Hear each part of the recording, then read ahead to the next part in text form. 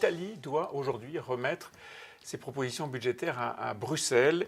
Et il y aura probablement dans les comptes de l'Italie une nette accélération des dépenses publiques. Et il y a tout aussi probablement des chances pour que la Commission européenne propose de sanctionner l'Italie. Vous soutenez la démarche italienne ?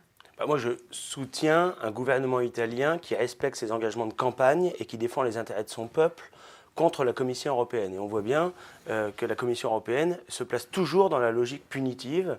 Elle veut imposer ses choix politiques aux nations, y compris aux chefs d'État et de gouvernement. Elle n'a pourtant pas la légitimité démocratique pour le faire. Et ensuite, elle engage immédiatement la démarche coercitive, de sanctions, de punition contre ceux qui seraient les récalcitrants. Si l'Italie est sanctionnée ou s'il y a une proposition de sanctions, parce que ce sera un processus un peu long, de la part de la Commission européenne, est-ce que vous pensez que l'Italie doit tenir sur sa ligne, doit désobéir à l'Union européenne ? Mais bien sûr. Et elle doit mettre un point d'honneur à ne pas accepter les dictats et les exigences de M. Juncker.